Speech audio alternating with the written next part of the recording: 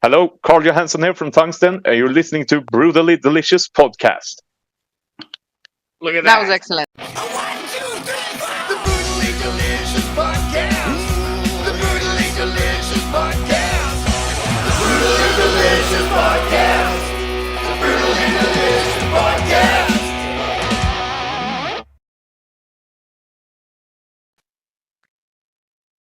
Hey, Karl. Hello. Hey, how are you? Hi, I'm good. You? I'm doing well, thank you. I'm just waiting on my partner to join me. She should be here any second. Yeah. Okay, cool. What's it like over in Sweden today? Is it warm or is it getting cold now? It's quite warm, actually, now. In August, it's probably the warmest month here in Sweden. Mhm. Actually, down south where we're from Scania, where it's cold. Nice. And you guys? How is it to you? I'm in Richmond, Virginia, in the U.S. here, and it is really warm. I don't Okay, know yeah. I don't know the Fahrenheit Celsius thing, but it's in Yeah. the high 90s here. Oh, damn. Okay. Yeah, Yeah. It's been like that for like 2 or 3 weeks. It's pretty crazy. Oh, damn. Yeah. Yeah. And here's a fun fact for you. Mike, your singer, was in my first cookbook. Oh, really? Yeah, I did a cookbook years and years ago called For Those About to Cook with recipes from metal musicians. And he was in there. I don't know. I'm trying to think. I'm looking at it on the wall, but maybe 2011 or 12. Okay. And that's pretty cool. Yeah. Almost 100 years ago now. The time flies. Almost 100 years ago. Yes, you're right. It seems like that with all we've been through, right? I mean, this last number of years have been like unbelievable. Yeah, exactly. Like back from 2019 and forward. It's just Yes. Yeah, it's like all these crazy things keep happening and it make everything seem so strange. yeah, exactly. And we're right in the middle of it again right now, right? Yeah, it's always something. When something stops, something new comes all the time. So it's like it's not a calm second. No, and I was thinking earlier, I don't know what the United States looks like to people from the outside. Do we look like just a bunch of comedy?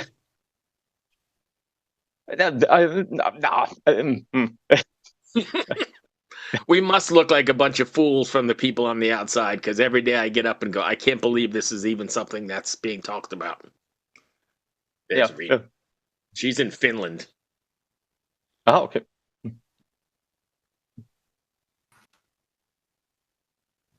Rena. Here in Sweden, we're kind of boring people. How'd say when we're outside and stuff. We're not. That's you guys really good at. You're very friendly to each other. I've how'd say seen. Right. Well, you haven't met Rena yet. You don't know. We don't know if we're friendly yet. She's still here. Yeah. Yes. In Sweden, it's like. Luckily, I can't hear you, Rena. You're blocked off somehow. Your mic is not on. Which is good because you probably had something silly to say. Well, damn it! I made a perfect joke, and then I was like muted, and I was like, I don't know who the fuck you're calling friendly, but. Karl, my partner Rena. Rena, that's Karl. Hey, Hello. Karl. Nice to meet you. How are you, Nice to meet you too. I'm good. You? Pretty all right. Pretty all right. This is going to be the last podcast I do because I'm in Finland, so it's 9 p.m. and I have a fucking bedtime. Okay. Yeah. Yeah, here it's 8 p.m. Where I am. A funny thing with I was up in northern Sweden, like 1 kilometer from Finland, or something like that, and my watch on the cell phone turned to Finnish time, so I went up 1 hour early and stuff. And the other guys were in the bed, like laying there. I was like, "What? Aren't we supposed to go now?" This is like the fucking daylight savings every year. Like, what is the fucking time now? What is it? No one knows. No one knows. So you're in Sweden, apparently. Yeah, I'm Sweden, down south, southwest of Sweden. Oh, cool. That is nice. Scania. Nice. Fucking great. So we can just jump right in and talk about Tungsten then. Let's talk about your summer. You guys have been playing some festivals and across Europe there. How's that going so far? that's been very good. We have done 3 festivals so far. We have one another in a couple of weeks, I think, in Sweden as well. And but the 3 we've done so far have been very good. Actually, it's been a great response, and the shows have been perfect in any way or form. So it's been a really good summer for us. Oh, that's great. I'd love to get over to things those like summer festivals. Have things like picked up to the normal pace of touring and playing gigs like after the pandemic? Because I know a lot of bands have kind of suffered from that maybe, a release was made in not an optimal time, and then you kind of haven't got new stuff going out, and then suddenly the gigs kind of die out because so this hasn't been a problem for you then? No, not really. Actually, I think it started up a little bit in 2021, right between the pandemic. There was a little gap, I think, at the summer. Then we started to get a couple of gigs, but then the pandemic went on and everything got locked down again. But now in 2022, it started to roll more and more. So that's good for us, actually. Yeah, totally. You said that you have done some festivals this summer. Which one was the best? Oh, that's really hard to say because for me every festival is good in a different way, kind of. We have the first festival. It was like a pop festival or something in Sweden where we were kind of misplaced. Actually, we were the hardest band on the festival, and we're not that hard of a band. Ish. It depends on songs, really. So that was cool because the pop audience thinks it's really cool to see like a metal band because it's so exotic for them. Yeah. So they go really wild and like, yeah, there. Nice. Yeah, none of that fucking rock police shit where it's like, I am enjoying this show. Yeah, exactly. Like, it's good, but it's very good. Yeah. But I'm going to be very still. Yeah, exactly. Like with the sunglasses, like. Yes, I approve of this music. But yeah, exactly. that's really good. Yay for the pop audience. That's amazing. But how did you end up there? Like, who booked that gig, and what was the reasoning behind it? It was our booking agent in Sweden who booked it there because I think they wanted to have a little more hard rock and metal in their rooster.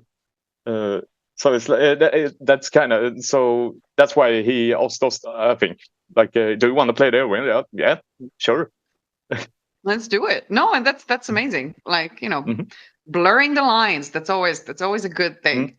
Oh yeah, and it's good when you get a good reception from an audience that you didn't expect it from. Yeah, that's a really cool feeling, actually. But you guys have the whole like Viking thing going on, and like, that they're very story heavy in a way, like the songs. Is this like usually at your gigs something that people will take part in, maybe by dressing accordingly, or are the songs like so well known that people will like chant with you in the choruses? Yeah, actually, we have our songs are kind of like we make them so they're very easy to sing along and stuff. Sorry, no worries. The Viking themes are more a newer thing that we're doing because I think back in 2021 I saw the show Vikings, I saw that and got really fascinated by Vikings and stuff. And we recently our father, the drummer Anders, he did this gene how do you say the gene test? Yeah, DNA test. Oh, and yeah, and he discovered that we actually have pure Viking blood in our blood. Actually, back in I don't know how he got so far back, but apparently we have a Viking family called Orm, which means snake. Yeah. Like so it's like that's our song "Blood of the Kings" that we realized a couple of months ago, I think. That's about that, actually, our genealogy test from the Viking. Interesting. That's why cool. we sing. That's why we sing. We are Vikings. No, no, no, no. Totally. No, but that's awesome. But have you heard though that like if you send your DNA to 2 or 3 companies that do that, you might get wildly varying results, which is like Oh, yeah. puts a little bit of a doubt on the validity of all these Yeah. tests. Plus, like I would never do it just because of I'd be interested. It would be of course cool to like get some stats even if somebody just pulled them out of their butt. But Right. but it's also just a little iffy to send your DNA somewhere, and because it's a part of the deal that they now own your DNA, they can do whatever the Yeah. fuck they want with it. Like they have a database of actual fucking DNA from people Yeah. across the world, and that's slightly worrisome in this in the day and age of GPDR. Like how is my actual genetic privacy protected? Probably in no freaking way, and because like we have no idea what they do with that material. Absolutely no idea. Yeah, exactly. Just like hope they don't sell it and stuff like. Yes, because this is the thing. Like, am I gonna Mm. run into some tiny doppelganger somewhere? Like, Yeah. that this is. But what the hell? Okay. I was thinking in my case that might be good, right? There'd be more clones of me to Yeah. populate. That's true, because Exactly. the world does need as many Bruces as possible. I agree, and I'm not even freaking kidding, because like there's enough shit guys out there, and Bruce is one of the good ones. So why not? Well, thank you. Exactly. Hey, so the Grand Inferno, October 18th. I've heard a few of the singles, Vanta Black and the one you talked about, Blood of the Kings. What's been the response to it so far? Because I really love the melding of sort of the electronica and the almost EDM sort of urgency with power metal and even metal. The response has been very good, actually, so far. This is our 4th album that's coming now, and but now it's really we signed with the Rain in Phoenix Music, the old Atomic Fire, I think, and the response since then has been rising a lot. Like, this new songs are more. Oh, sounds interesting, and it's only the beginning. Can you say? You can say. So it's like Right. the next songs are probably my personal favorites. The ones who's gonna come upcoming Still songs. to come. Yeah. Yeah.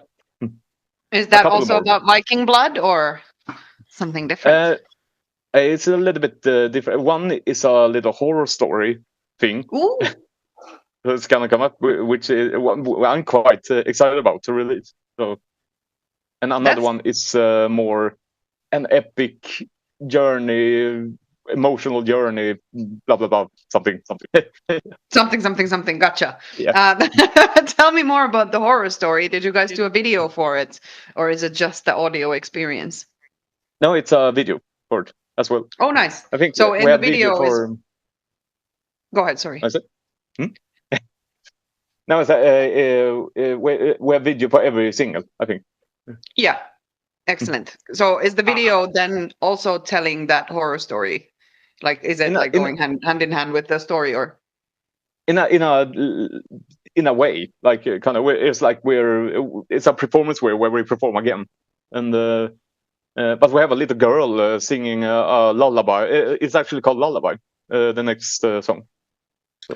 I love gonna too. try It's and like guess The that was Simpsons, not the one. deadening 3. La la la la Yeah. la. It's just like Nice. good old creepy kids. No, but that's great. I also once produced for my band like a video, like had written a horror story, and then like an insane person like then made it into a video with a limited budget and the price of a burnout, but was worth it. Oh, And really? it's well, there was other stuff of course linked to that, but it didn't help. No, okay. What was your band called? Silentium is my band. This like Okay.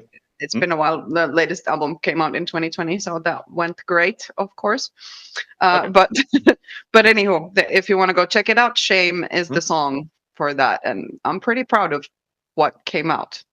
Yeah, I will check it out later. Silentium. Yeah. Yeah. Melodic metal from Finland. Ah, nice. Did you write a Yes. short story for that song then first, or did you write the song as it came out? I actually wrote the story. I don't know how was it now? It was a while back. That song was written. I think I wrote the song first. Actually, I did the melody and stuff, and then I thought it was sounded like, oh, this sounds like a horror lullaby thing. So I gonna wrote a story about that. Like, so the song is about something I came up with. It's about a mother who sacrificed their child to a herd of something beings out on the meadows to stay Right. forever young, like a curse thing. Mhm. To stay forever young. But then the child arises from the grave and has revenge. In a way. Yay, little girl! Kill Yeah. the bitch. Yeah. Come back. Mm. Is there some sort of overarching message you want your fans to take away from after listening to this record, or are the songs just individual stories to enjoy as they are? Maybe to interpret how they think interpret it the way they want it to be interpreted. Like we have a different kinds of lyrics themes on every song. So some songs are about more emotional things, emotions that we have been through ourselves. That maybe can be relatable to people. So we wanted that connection to see that you're basically not alone. We feel the same. We feel you, like that kind of way. And some songs are more fictional, like if that lullaby song, for example, more creative, so to speak. Do you ever feel like you put too much of yourself into a song, you're too vulnerable, or is that where it really gets more powerful? I think it's a balance between good and maybe is quite good because I think the more you put your emotions into it, the more powerful it gets, according to me. So it's like I have a lot of darkness from past and stuff, and that I put into the lyrics and also the music sometimes to really get the true feeling to the music. Like it's not just a song. It represents like everything, like your emotions, your feelings. Yeah, Nice. in a way.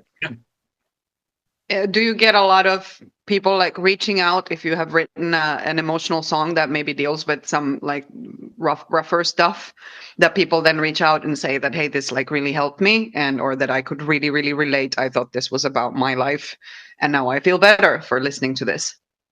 I have actually had some people reach out, because of that and stuff. How do you so feel that's about really that? cool. It's Isn't really it, cool. though? It's a greatest feeling that you have done something that people can appreciate in a way it was meant to. Like it's like a healing sort of stuff feeling. I think to many, and also to ourselves. If it's like how you say words now. It's okay. Like, Go right ahead. Yeah. Like a psychological, you get a lot of stuff out from your head by writing Yeah. these songs and perform them and stuff. So it's a Right. healing kind Sort of of very Yeah, it's like cathartic in a way, right? Yeah. You know, that you purify yourself. You can get rid of stuff and deal with stuff. And I would agree that it's like a two-way street, that if healing happens over there and then you get the message of it, it like accelerates your Yeah. healing as well and expedites Exactly. like development of like whatever psychological coping mechanisms you might need or have or need to replace, because sometimes the ones we have aren't excellent. Yeah, right. exactly. But music has especially like the heavier music has just an amazing way of doing that, right? Of getting that shit out of you. Yeah, really. Yeah, and it's like it's one thing to like write those songs and put them on an album, but at least for me, like playing live is the most cathartic Oh yeah, yeah. moment. You know, that even if the song has already been made, but just being in the midst of all the noise and being able to immerse yourself into that moment and just being in that like act of service for the crowd is super healing, at least for me. Yeah, exactly. And the absolute best feeling ever is to see the audience, their reaction to the songs you perform. Yeah. Like when they sing along, or really when you introduce a song and the whole audience like, yeah. and stuff. Yeah. Yeah. Yeah. So you do a lot of these like sing-alongs. Yeah. That's like the main theme when I write the songs. It's gonna be a really catchy song with a good hook. Always is the theme of the songs when I write. So you're thinking Excellent. about how they're going to come across live and how that audience is going to respond to them then. Yeah, exactly. Like I always sometimes I picture the songs in my head. How would it look in a venue or in a club, almost in an arena? Actually, sometimes, like if that happens, like Right. taking wood. Yeah, no, but that's you're just manifesting that stuff to happen. Yeah. And I think that's a great way to approach it. So Absolutely. what's going to happen this fall and for the rest of the year for Tungsten? In fall, we have a little tour with the Sonata Arctica here in Scandinavia. Oh, okay. There's like 7 gigs or something, I think, as support. Then the album will release in October. Then not so much plan as of now. We just signed a new two new booking agents, actually, one in Europe and one in Scandinavia. So, and that's really, really good people. So we're gonna have a little meetings and stuff like that, and see what's happened. Excellent. How's that work with 2 booking agents? They have to then just converse amongst themselves to make sure things don't get too busy. Exactly. I think they have a connection in some way with each other. If like, hey, this gig, I have this gig for now. Do you have something here? No, it's cool. Like that kind of thing. Right. Does everybody in Tungsten like to tour and like to play gigs? Yeah, I think so. I love it. It's like something I dreamed of since I was a kid and saw Anders play with the Hammerfall when we were kids, me and my brother. And ever since I saw him play with Hammerfall 2001, I think, on the Renegade tour, I was mind blown. I was like, whoa, this is what I want to do with my life. So I've been I've been trying to get to that point ever since 2001, I think. That's great. But that's I'm so happy you got there. I'm here looking at my phone just because I wanted to check if Hammerfall was just there was the Helsinki Metal Festival has been now like 2 times here in the like central Helsinki. Pretty freaking sure they just played. But I was on mommy duty on Friday, so I was only there on Saturday. Okay. Someone was there. I could have watched them for sure. Oh yeah. I think they I think they released a new album last Friday or something. So when did I missed that. Sorry. I'm behind it too, but yeah, I like them a lot. No, they're super great, and like we've done a few Soen episodes. Okay. Anyway, if fans want to find Tungsten, can you give us all your socials and that sort of thing? Yeah, absolutely. We're like everywhere. It's Facebook, Instagram, TikTok now, Twitter or X as it's called now. And really, you're still in that fucking cesspool? Wow. Yeah. And I think YouTube, of course, and I think that's everything. Spotify, Apple Music. Right. All just Tungsten? Yeah, Tungsten Official, except Instagram. That's Tungsten Online, because Tungsten Official was occupied for some reason. What the hell? You know? Yeah. That's Tungsten is a quite, I think Tungsten is a quite popular name amongst everything. So it's like, yeah. Is it? What does it mean? Something? What does tungsten mean? Tungsten means it's the hardest metal ever discovered in the world at the moment. The funny thing in Swedish, is called Wolfram, which means wolf. How's that? Wolf drool. Like Right, yeah, because Wolfram I knew, but Tungsten I didn't know that this is Wolf what drool. it is. That's Yeah. a cool name. But actually, it's our not fucking mascot. adamantium, so it can't be the hardest Yeah. material. So we Yeah, no. all know that. But yeah, I think the hardest metal. I think diamond are harder or something. true. But Yes. But the word tungsten on Swedish is tungsten, which means heavy rock. Oh yeah. Yeah. So it's a little bit of wordplay like this, which we play. Actually, we play heavy rock in our Yeah. place. Yeah, So exactly. I was gonna say like how very pun intended of you. I bet. I don't know that Yeah, this exactly. was. But I do want to circle back to the TikTok thing. Like, are you guys doing dance videos there with like Viking helmets and shit, and just Yes. we haven't done that yet, but we maybe should do that. Actually, no. I'm like, right. I will make it viral like this Yeah. if you do. I know Anders had a weird train dance. He did sometimes, so I don't think it ended up on TikTok. Unfortunately, maybe it should. A weird train dance. Yeah, you gotta Now leave you us have to hanging tell there. us more. Like, why was it weird, and what did it have to do with trains? Because me and Anders did some train spotting sometimes just for fun. He went when the train passed by. He went out and did this silly dance, like, and we recorded. So it's like it was a really stupid thing, but it was quite entertaining. Sort of thing. Oh, but that sounds excellent. The stupidest things are the best things. Often. Yeah, Especially on TikTok. Yeah.